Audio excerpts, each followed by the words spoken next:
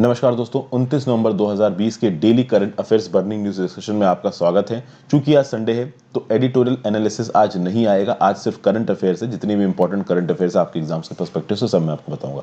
आगे बढ़ने से पहले वीडियो पे लाइक का बटन, अगर अब तक आपने चैनल को शेयर और सब्सक्राइब नहीं किया है तो कर दीजिए। मेरे द्वारा बनाई गई और वीडियोस को देखने के लिए, हेल्प करने के लिए आप चैनल पर ज्वाइन बटन दबा के मेंबर भी बन सकते हैं। इंस्टाग्राम पर फॉलो कर लीजिए, आपको जेन्युइन डाउट जवाब दूंगा।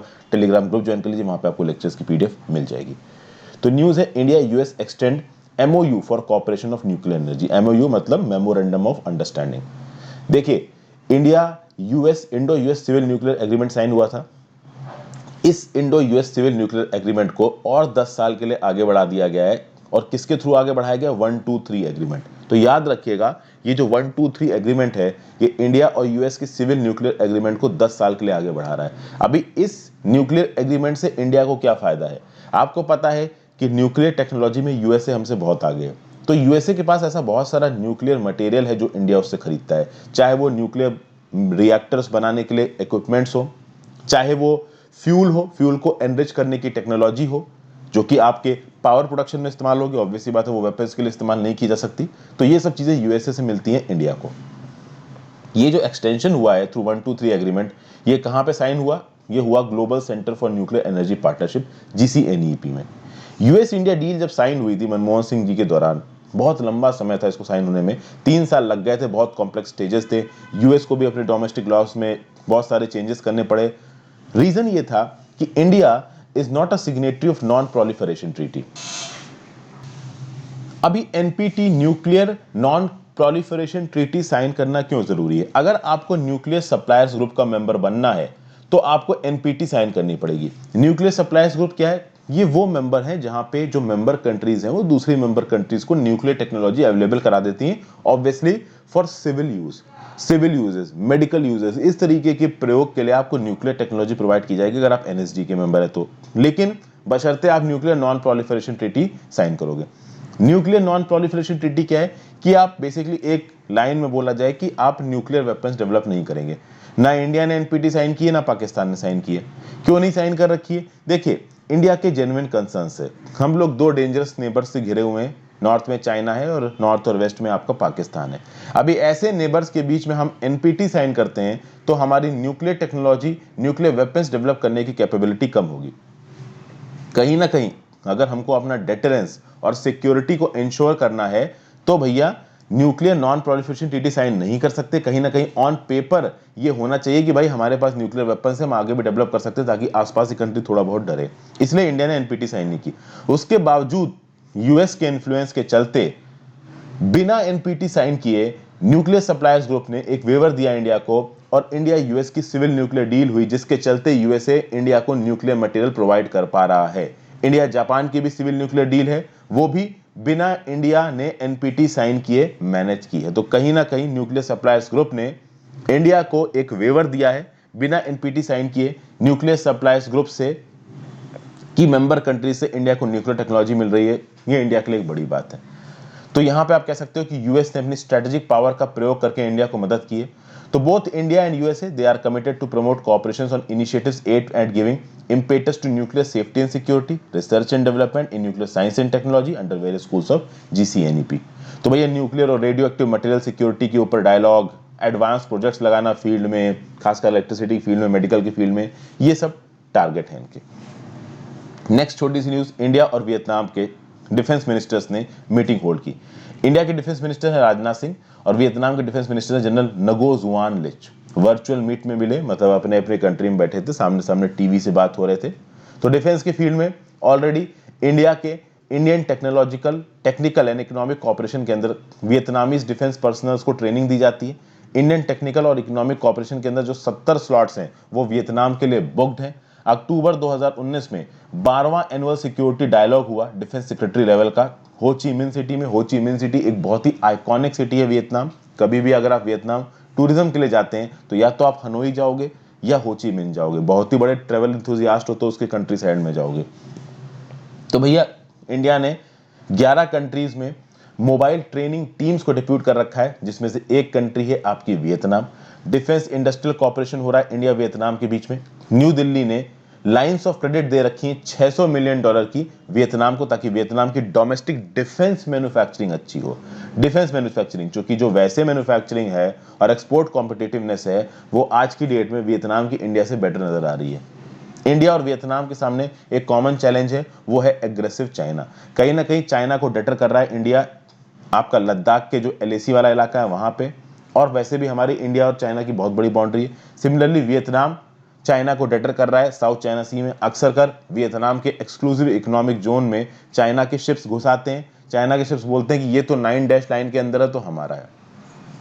बीच में ये भी बात उठी थी कि वियतनाम ब्रह्मोस मिसाइल मांग रहा है चाइना से, अब सॉरी इंडिया से। इंडिया ने अब तक ब्रह्मोस मिसाइल देने की बात नहीं करी है। मोस्ट प्रॉब्ली चाइना इंडिया के रिश्ते अगर लॉन्ग टर्म में अच्छे नहीं हुए तो ये भी करेगा इंडिया। चाइना को इंडिया एक लिमिट ज्यादा भी नाराज इसलिए नहीं कर रहा है क्योंकि हम लोग इंपोर्ट्स में काफी हद तक चाइना के ऊपर डिपेंडेंट है। बहुत सी स्ट्रेटेजिक चीजें चाइना से इंडिया में इंपोर्ट की जाती हैं। ये वियतनाम का मैप आपको ब्राउन में दिखा रहा है। इसके नॉर्थ में देखेंगे तो आपको चाइना नजर आ रहा है, वेस्ट में लाओस, ये इतनी बड़ी जो कंट्री है ये लाओस है, और इधर की तरफ कंबोडिया है। तो ये तीन पार्टनर्स आपको नजर आ रहे हैं। ईस्ट में आपको साउथ चाइना सी नजर आ रहा है। जनरल स्टडीज पेपर 2 में ये चीज आपको काम आएगी। फिर भाई गीता, गीता क्या है? गीता है भाई global innovation and technology alliance. अब global innovation and technology alliance है, अलायंस है तो इसमें इंडिया अकेले नहीं होगा, बहुत सारी और कंट्रीज भी होंगी, इंडिया की कंपनीज और दूसरे बड़ी बड़ी एडवांस कंट्रीज की कंपनियां भी होंगी। तो डॉक्टर हर्षवर्धन जो कि हमारे यूनियन मिनिस्टर हैं for science and technology, health and family welfare and earth sciences, इन्होंने बोला है कि भैया जो गीता है ना, ये जो ग्लोबल इनोवेशन टेक्नोलॉजिकल अलायंस है, ये कैटलिस्ट की तरह काम किया है इनोवेशन को नर्चर करने में, इंडस्ट्रियल आर&डी को नर्चर करने में। इसमें bilateral academic industry government collaboration सब कुछ हुआ है।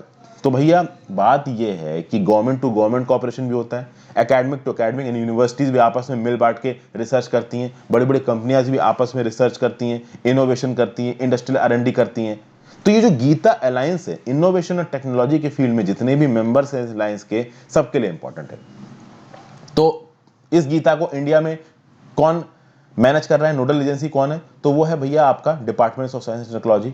तो department of science and technology ने गीता के थ्रू बहुत सारे important bilateral industrial R&D projects को इंप्लीमेंट किया है इंडिया में, और कोलैबोरेशन बहुत तगड़ी कंट्रीज के साथ हुआ है जो कि टेक्नोलॉजिकली बहुत एडवांस्ड, जैसे कि Israel, Korea, Canada, Finland, Italy, Spain and UK.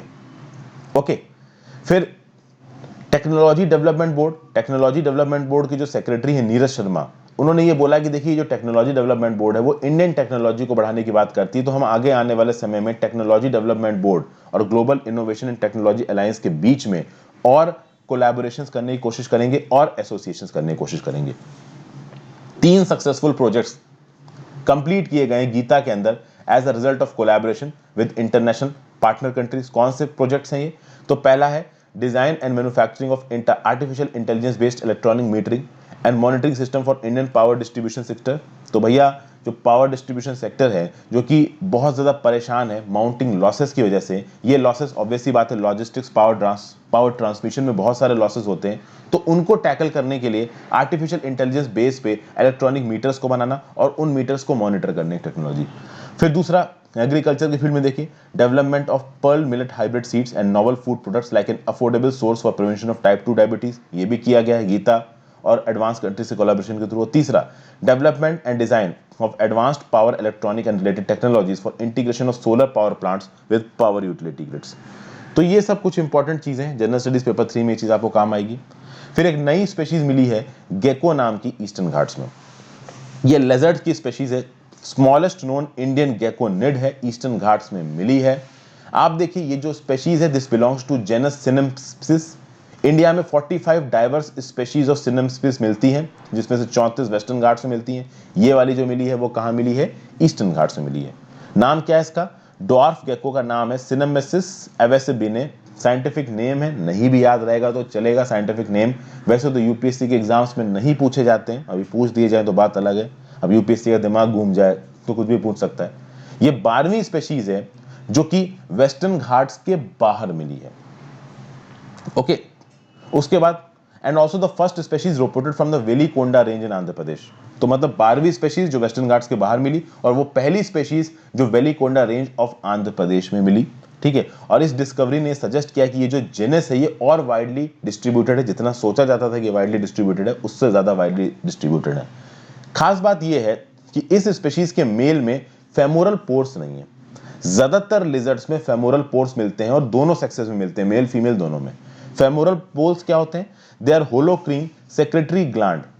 तो जो लिजर्ड्स के थाइस के अंदर की जो स्किन होती है ना, वो कुछ फेरोमोन्स को रिलीज करती है। वो फेरोमोन्स अपोजिट सेक्स को अट्रैक्ट करने के लिए या अपनी टेरिटरी को मार्क करने के लिए होते हैं। तो एक फीमेल मेल पर्सन को अट्रैक्ट करने के लिए, एक मेल फीमेल पर्सन को अट्रैक्ट करने के लिए, प्लस ये लोग जितने इलाके में रहते हैं उस इलाके को मार्क करने के लिए फेरोमोन्स नाम का एक, आप कह सकते हो कि केमिकल निकलता है इनके अंदर से, जिनके होलोक्रीन सेक्रेटरी ग्लैंड के थ्रू। वो नहीं है इनमें, वो बाकी स्पेशीज में है, बट ये फेमोरल पोर्स इस सेनेमिसिस एवेसेबिनी नाम की लेजर्ड की स्पेशीज में नहीं है, खासकर मेल्स में नहीं है। तो ये एक इंपॉर्टेंट पॉइंट है दोस्तों। यहां पे अगर यूपीएससी को मुश्किल क्वेश्चन बनाना है तो ये जो स्पेशीज का नाम दिया हुआ है, इस स्पेशीज के नाम में ये पॉइंट हो सकता है कि भैया males of this species are not having femoral pores. Okay, तो करंट अफेयर से रिलेटेड न्यूज है, हो सके तो उसको याद ही रखिएगा। फिर चाइना का पहला domestically made nuclear reactor goes online. China ने अपना पहला domestically made developed nuclear reactor को लाइव किया है, इसका नाम है हुआलोंग 1। चाइना काफी हद तक न्यूक्लियर टेक्नोलॉजी में वेस्टर्न एलाइज पे डिपेंडेंट है, यूएस जर्मनी जैसी कंट्रीज पे डिपेंडेंट है। बट रिसेंटली देखा जा रहा है कि कोरोना वायरस के केस में चाइना को कटघरे में खड़ा किया गया, और चाइना जैसी जो इररिस्पॉन्सिबल कंट्रीज होती हैं वो कभी किसी से माफी तो मांगती नहीं, उल्टा सर पे चढ़ के नाचती हैं। तो उसके चलते चाइना को भी लगा कि भाई वेस्टर्न पार्टनर्स पे हम डिपेंड नहीं हो सकते, तो एनर्जी सिक्योरिटी और क्रिटिकल टेक्नोलॉजी को डेवलप करने के रास्ते में, डायरेक्शन में इन्होंने अपना domestically prepared nuclear reactor develop किया, इसका नाम है हुलोंग 1। ये जो हुलोंग 1 रिएक्टर है, इसको नेशनल ग्रिड से कनेक्ट कर दिया गया फ्राइडे को। 10 billion kilowatt hours of electricity हर साल प्रोड्यूस कर सकता है, 8.16 million tons of carbon emissions को कम कर सकता है। ये बोला है China National Nuclear Corporation, mammoth organisation है ये CNNC, China National Nuclear Corporation. अभी के लिए चाइना की टोटल इलेक्ट्रिसिटी रिक्वायरमेंट जो थी 2019 में, उसका 5% से भी कम न्यूक्लियर पावर से आया है। किसने बोला? ये चाइना की नेशनल एनर्जी एडमिनिस्ट्रेशन ने बोला। बट कहीं ना कहीं चाइना अपने न्यूक्लियर पावर का सोर्स बढ़ाने की कोशिश कर रहा है, क्योंकि चाइना ने ये डिक्लेयर किया है कि ये कार्बन न्यूट्रल हो जाएंगे 2060 तक।